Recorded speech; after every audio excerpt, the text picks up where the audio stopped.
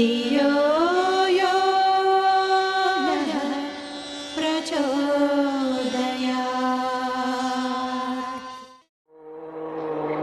भूर्भुवः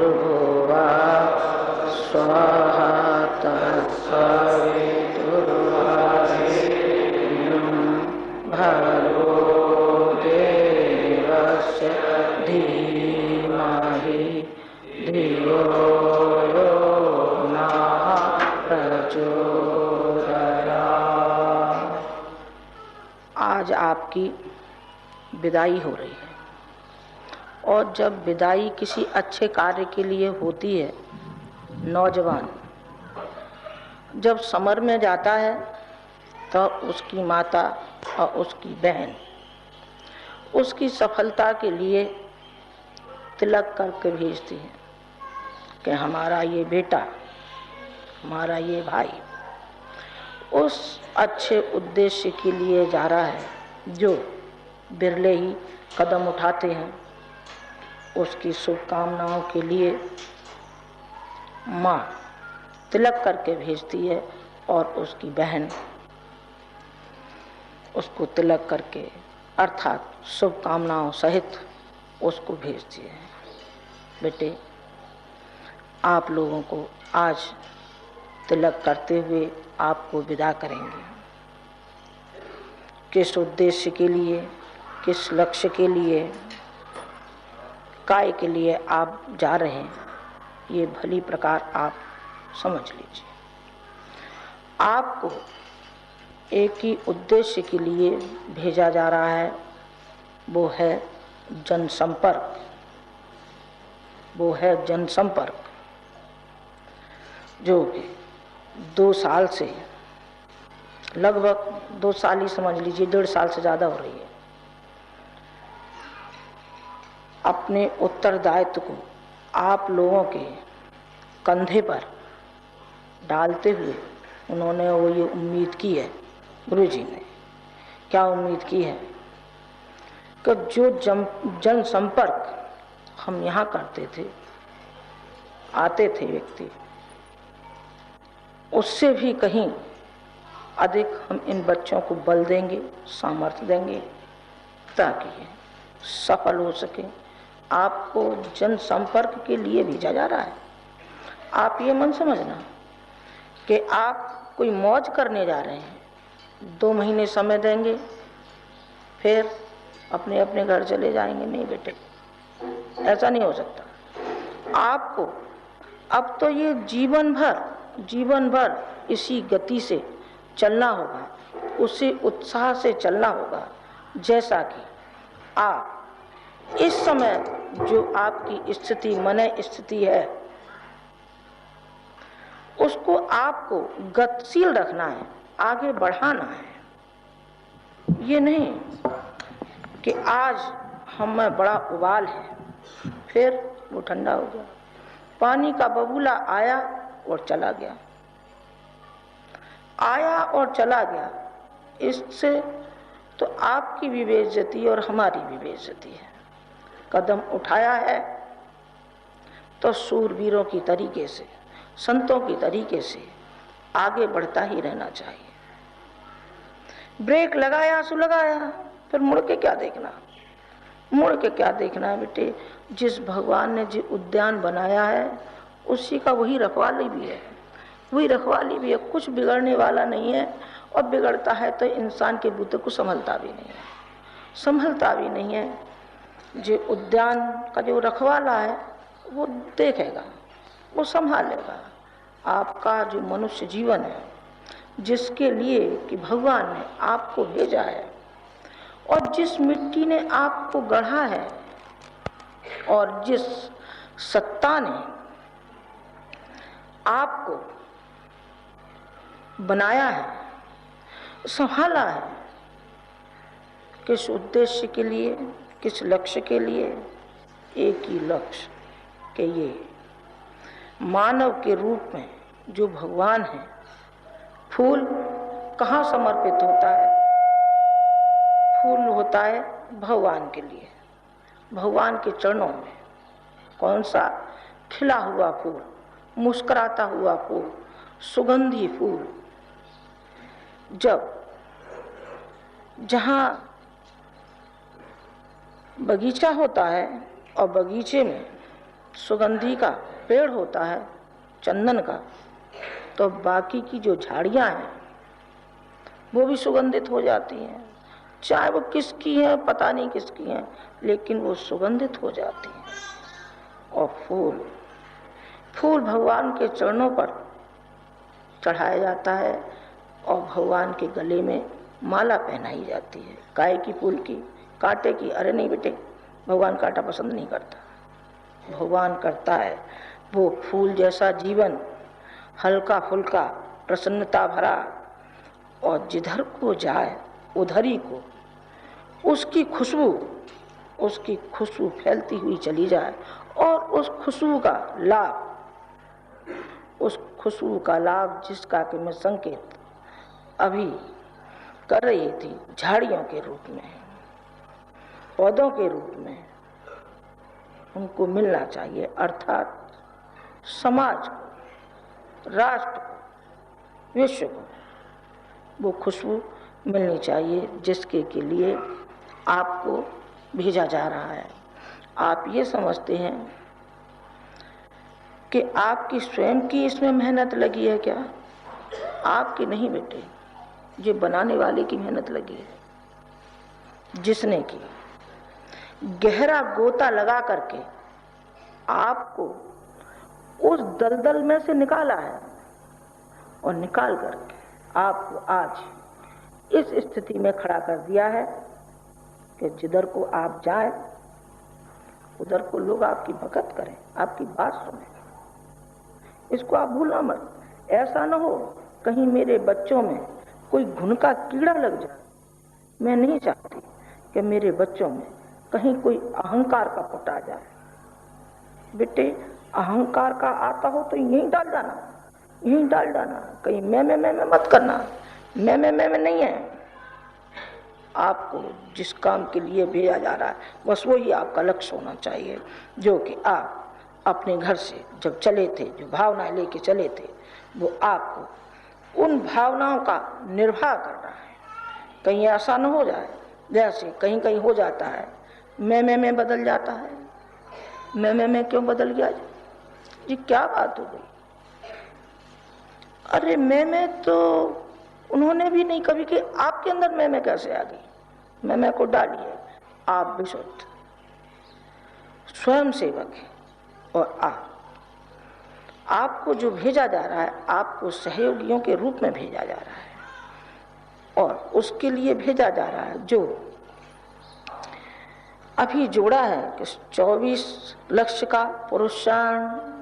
कैसा पुरुषाण? गायत्री चालीसा का, जो प्रज्ञा पुरुषाण से जोड़ा गया है। 24 लक्ष्य का पुरुषाण नियमित होना चाहिए। कौन करेगा? जहां आप जाएं, पहली उनसे आह्वान करिए कि संकल्प दिलवाइए। जो संकल्प लें उन्हीं नाम लिखिए, बाकायदा उनका नाम लिखिए कि कौन कौन इस संकल्प में शामिल होते हैं। गायत्री चालीसा का पाठ नियमित होना चाहिए। दूसरा एक और रह जाता है हमारा झूला पुस्तकालय।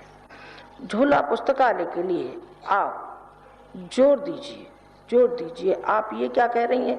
ये तो हम रोज सुनते हैं। नहीं बेटे, फिर आपको चलते वक्त ये याद दिलाया जा रहा है जिसमें आप अपनी सीमा में रहिएगा। कहिए, पर रहिए अपनी सीमा में। कि आपको आकर कहना क्या है? कहना आपको क्या है? आप झूला पुस्तकालय के लिए आप पूरी कोशिश करिए। तीसरा आप तीर्थ सेवन के ऊपर पूरा का पूरा आप जोर दीजिए। आप आह्वान करिए कि आप उस सत्ता से जुड़िए। उसमें एक बार जाके तो देखिए। तीर्थ सेवन का महत्व अपने आप में है। इस पर आप जोर दीजिए। जो आपको एक कहने के लिए बताया गया है कि आप कहेंगे क्या। अच्छा, ये तो अरे माता जी, ये तो बात चलते चलाते ये क्या बात आपने बताई बेटे, वही बात बतानी पड़ रही है जो हमको बतानी चाहिए। अब आगे आपको बेटे कुछ असुविधा भी हो सकती है, कुछ कठिनाइयाँ भी आ सकती हैं, लेकिन जिस लक्ष्य को हम लेकर के चले हैं, कठिनाइयाँ एक तरफ है और लक्ष्य हमारा एक तरफ है। लक्ष्य के सामने कठिनाइयाँ कोई वजूद नहीं रखती हैं। सुविधाओं को लेकर के चले, अरे सुविधाओं को तो छोड़ करके आए हैं, सुविधाएं हमारे पीछे पीछे कहाँ चल दी, आपको छोड़नी होगी। असुविधाओं का जीवन बेटे खुशी खुशी आप अंगीकार करिए, और वो बच्चों ने किया भी है। हमें बहुत गर्व है और प्रसन्नता है और संतोष भी है कि जो भी हमने आह्वान किया वो हमारा सफल हुआ। हमारे बच्चों ने खुशी खुशी, जो हमारे बालक जो बेचारे, मैं उनको बेचारे कहूँगी, जो कि शारीरिक दृष्टि से जाने लायक न होते हुए भी उन्होंने ये कहा कि नहीं, माँ का बुलावा आया है, हम कैसे रह सकते हैं, हम जाएंगे। भले से समझा दिया बेटे रहने दे, अगले में चला जाना, अब बढ़ जाए, लेकिन उसने कदम तो उठाया है। बेटे सराहना है आप लोगों की कि आप लोगों ने अपनी नौकरी से, अपने कारोबार से, और जो हमारे बच्चे यहाँ हैं वो हैं जो जा रहे हैं, बीवी बच्चों को छोड़ के जा रहे हैं। बेटे बीवी बच्चों को संभालेंगे हम, और जो हमारे बच्चे बाहर से आए उनका भी हमारी जिम्मेदारी है।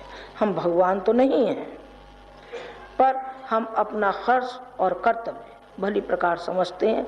पूरी जिम्मेदारी के साथ आपके बच्चों का, आपके कुटुंब की देखभाल करेंगे।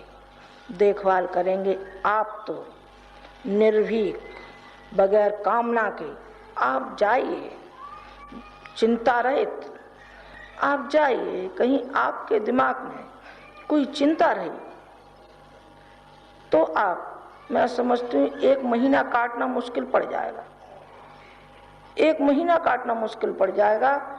और जबकि हम आपको भेज रहे हैं 6-6 महीने के लिए और 4-4 महीने के लिए, और पिछली टोलियों में तो हमारे जो बच्चे आए 9-9 महीने रह करके आए, फिर आपको मुश्किल हो जाएगी। भगवान का काम करने चले हैं, जब करने चले, जो जीवन हमने जिया तो फिर जिया, फिर देखना क्या है, होगा सो देखा जाएगा। आप तो बेटे शुभकामनाओं को साथ लेकर के आप जाना और अपने पिता की उम्मीदों को पूरा करना। जो आपके पिता ने आपके ऊपर जिम्मेदारी डाली है, जो माँ ने आपके ऊपर भार सौंपा है, उसको आप पूरा करना। पीठ दिखा करके आना मत, भगोड़े कहलाना मत। जीना है तो शहीदी जिंदगी जिए, जैसे आपके पिता ने जी है, जो अभी भी बेटे कटिबद्ध है। सब एक तरफ और उनका संकल्प एक हो। बच्चे आते हैं, दुखी होते चले आते हैं, मैं जानती हूँ। माँ बाप का स्नेह भी बेटे जानती हूँ, और बच्चों की भावनाओं को भी जानती हूँ, ऐसा नहीं कि जानती हूँ, लेकिन अपने को समेटते हुए उन्होंने वो ज़्यादा अच्छा समझा।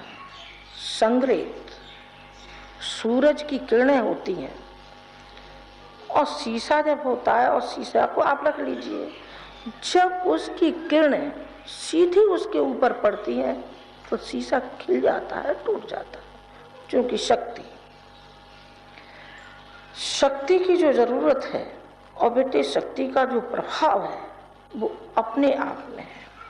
तो आप उस शक्ति को समझिए जिसके के लिए वो तब कर रहे हैं।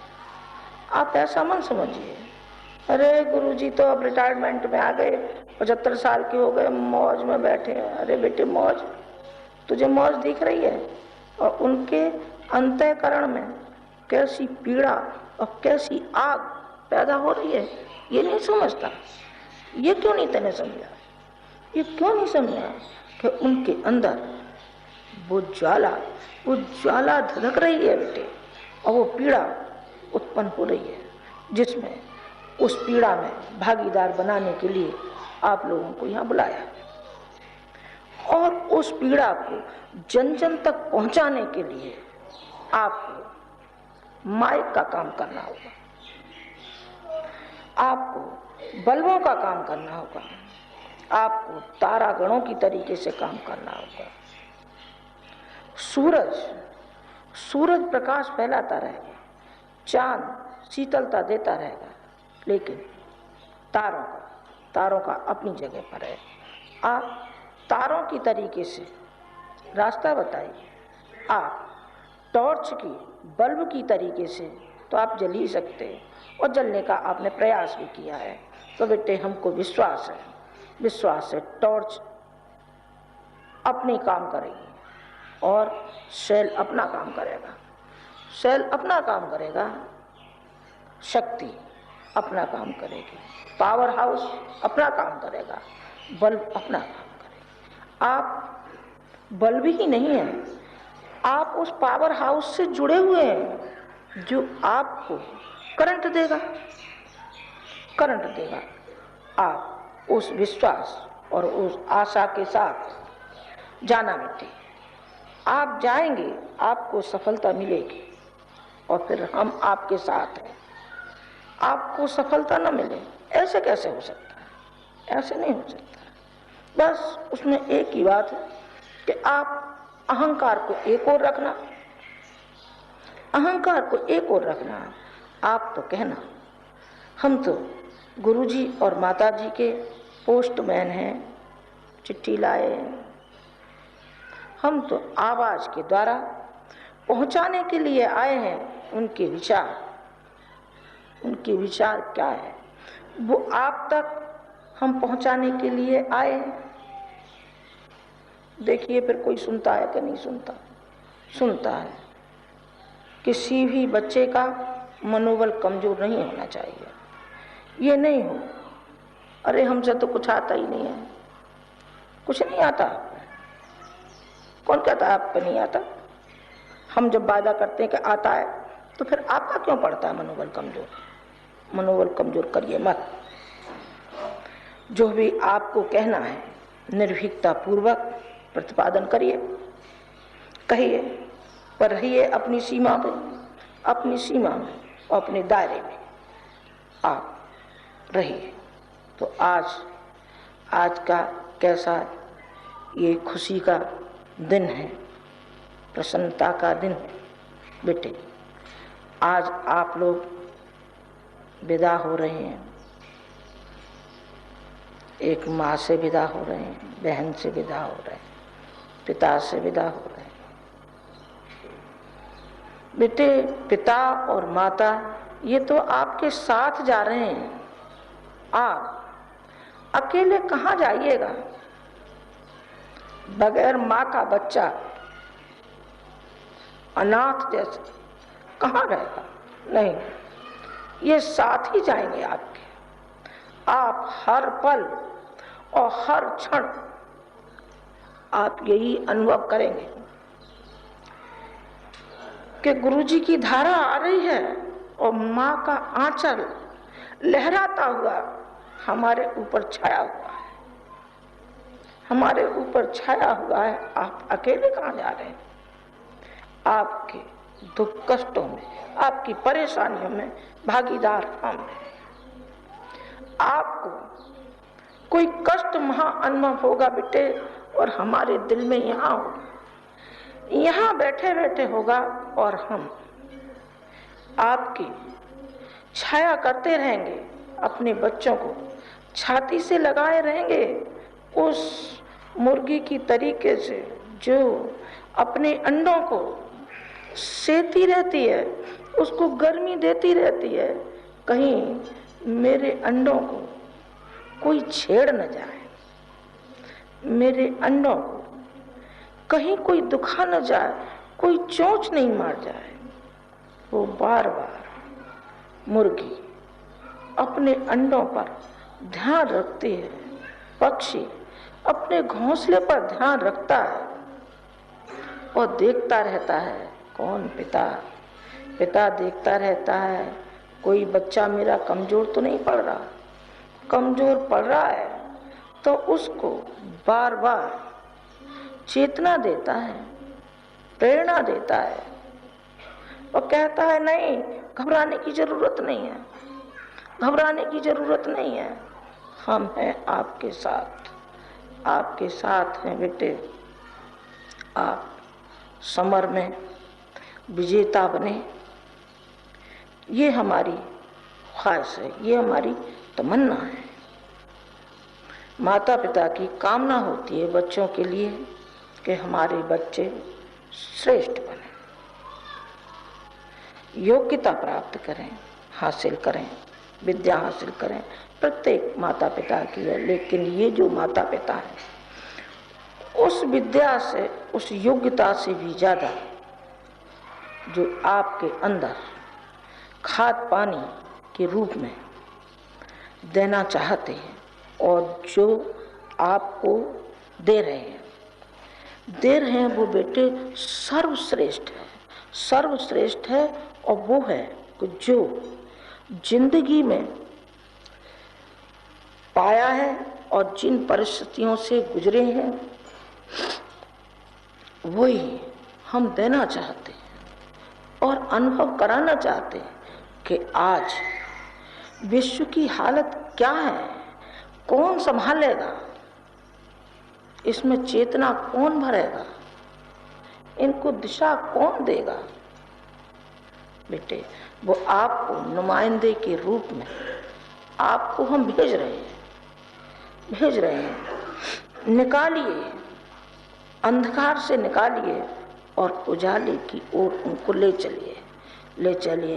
कहिए है अभी वो हमारा पिता और वो मिशन जो कि स्थापित किया है, जहाँ के शांति पा सकता है, प्रत्येक मनुष्य पा सकता है, प्रत्येक मजहब पा सकता है, एक मजहब नहीं, प्रत्येक मजहब पा सकता है और सारा विश्व शांति पा सकता है। वही हम आज आपको, आप मनी मन संकल्प कीजिए। चलिए हाथ में रोली चावल मत लीजिए, पर आप मनी मन संकल्प कीजिए, आप बीड़ा उठाइए इसका कि हम घर घर जाकर के वो आवाज पहुंचाएंगे, हम वो कार्य करेंगे जो हमको सौंपा गया है।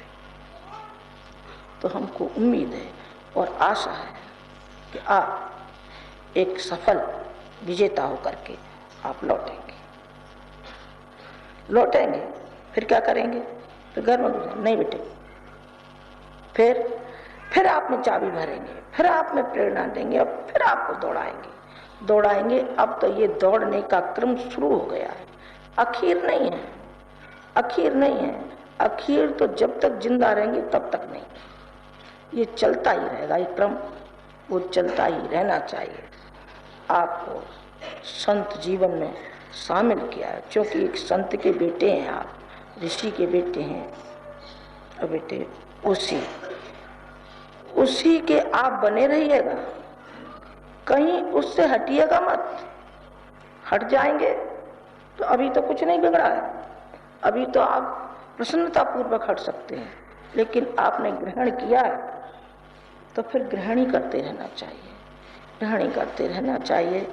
बेटे यूँ तो मेरा मन भर आया है कि आप लोग सामने से जा रहे हैं, लेकिन बेटे वो मुझे प्रसन्नता भी है और संतोष भी है कि मैं आज अपने बच्चों को एक अच्छे कार्य के लिए भेज रही हूँ। और इन्हीं शब्दों के साथ बेटे मेरी बात समाप्त होती है। गुरुजी का आशीर्वाद आप सबको, ये मत समझना कि गुरुजी हमारे प्रत्यक्ष नहीं बैठे, बेटे मैं उन्हीं के रूप में बैठी हूँ। वो दाएं भी है बाएं भी है, आप नहीं जानते। वो आगे भी है और पीछे भी है, आगे भी है और पीछे भी है। आपके दाएं भी चलेंगे बाएं भी चलेंगे, आगे भी चलेंगे और पीछे भी चलेंगे। आप ये अनुभव करेंगे, ये भावना करिए कि ये जो तिलक लगाया जा रहा है ये पिता और माता दोनों ही लगा रहे हैं, दोनों ही लगा रहे हैं बेटे। और उस आशीर्वाद को लेकर के आप जाना। आदि सत्ता आपका कल्याण करे। इन शुभ आशीष के साथ मेरी अपनी बात समाप्त। आप स्वस्थ रहिए, प्रसन्न रहिए, हंसी खुशी से रहिए। भगवान आपका कल्याण करे।